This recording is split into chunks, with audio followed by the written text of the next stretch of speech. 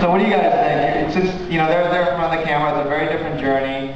You know, I definitely have seen the cattle calls. You know, I've in the last few years, I've been in a studio situation where like they're casting for like masseuse number 3, and you see all these Asian Americans come in to play, to try to get that role to be the masseuse on a TV show, and you see all the crazy politics and stuff like that. It's a pretty, you know, it's not a happy world. So, you guys want to share a little bit of your experiences?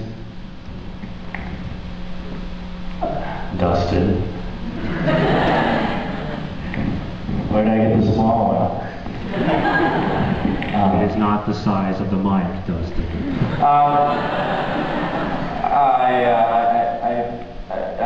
I've been acting for about 20 years now, and maybe a little more, but your question is, you know, the same question's been around for years, you know, which is, there is a certain parameters that we as Asian American males sort of put inside. You know, it's a very small role. I mean, you know, you like either the martial art expert guy, which is something that can make a lot of money. So it reinforces to Hollywood, let's make more of those kind of films, or let's cast Asian American in martial art films, because they make money. And then you got, you know, the sort of the geeky, smart, geeky type of the Asian American males, and then you got the fresh off the boat foreigner that speaks with a, you know, very thick accent. So you as an actor, I always, you know, all of us always come up against those types. I mean, through the years, I think it's everybody sort of have to negotiate with themselves. What are you willing to do? What kind of roles are you willing to take on, and still pay your bills, you know, and keep working. So for me, you know, my philosophy has always been, you know, work as much as you can and try to pick roles that are the least offensive. But I certainly don't judge, you know, people who takes on those offensive roles, because I understand that there's a sort of an economics reason, and you've got bills to pay and all that. But I'm an optimist.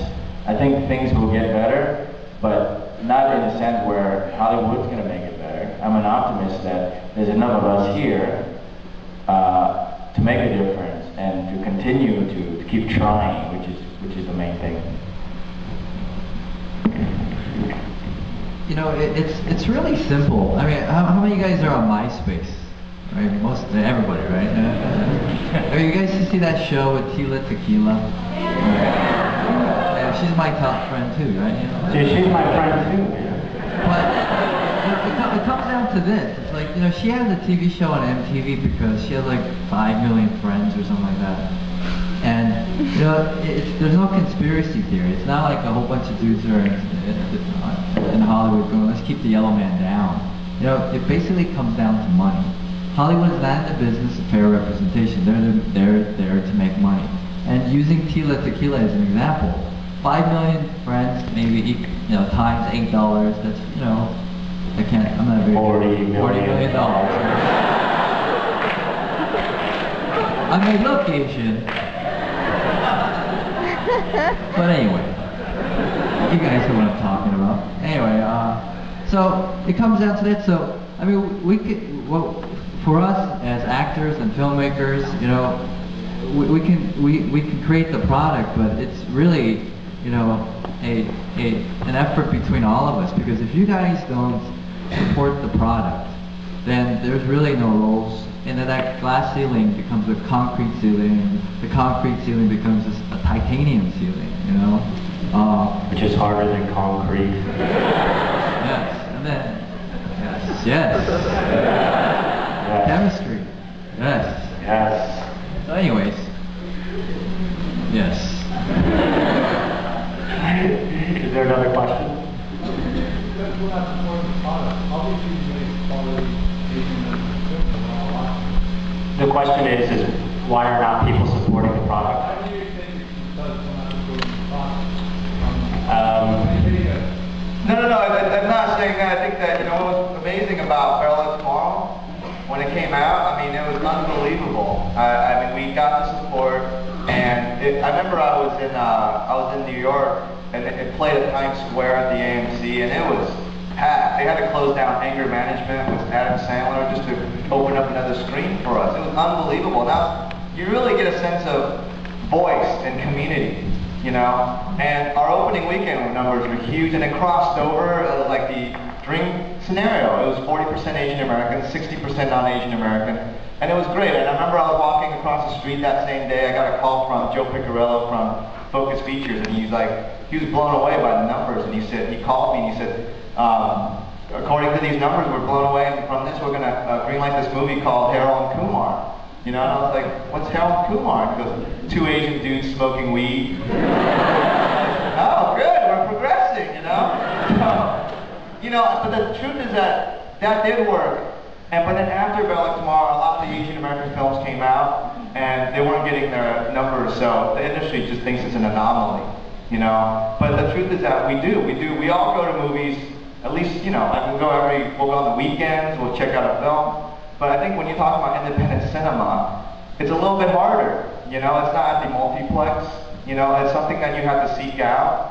And I think also on the creative side, you know, we have to keep getting better, and hopefully, you know, the talent will keep rising. There's a lot of young filmmakers who are getting better every day, you know, and ultimately, it's the relationship with the viewer, you know, and I think that that's going to potentially be the ceiling that's going to hit, because if we can't define an audience, not only just Asian American, but even crossover, then we're not going to have a cinema, because right now, Asian American cinema is really third world cinema. We're not even making our films on even, you know, playing field with other low-budget films, you know. So, but that's just the reality, you know. And when I go in these rooms, these are the things that I hear, you know. So we can do something, you know, and we have done it, and we know it can be done. We just haven't done it in a consistent basis yet. I guess this is for everybody, and this sort of follows the topic on Asian Americans and their role in movies.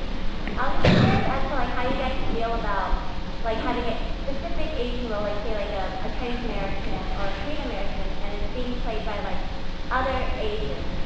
Does that make sense to you? And if you feel that promotes sort of a non-separation of different Asian cultures, and how that affects sort of society and the outside world? That is a very difficult question. And it is, and, you know, I think that ultimately, you know, when you look at Robert De Niro or a lot of the film, you know, they might be Italian American, but they can play Irish American. You know, so I think that you have to look across. I think as an Asian American, I am sensitive to it too. When I see Chinese actors playing Japanese roles, it throws me off. But I do think that it's a craft. I really do. And I think that ultimately, it's up to the actor and the filmmakers to convince you. You know, if they can't do that, then they're not doing their job, which is okay. We can't always hit 1,000%, but I think that, you know, we should put different standards on ourselves and other people. You know, I also believe that the talent has to rise. You know, you go with the most talented. You don't go, hey, he or she is a great actor, but because I need it to be specifically this ethnicity, I'm going to go with the lesser actor. That makes it really hard, you know. But I do think that, you know, that's something that we have big discussions on, and we don't take that lightly. But at the end of the day, I do think you have to go with the best actor, and it's up to the actor and the filmmaker to convince you that they can play another, you know, a character from another background, which I think is totally possible too.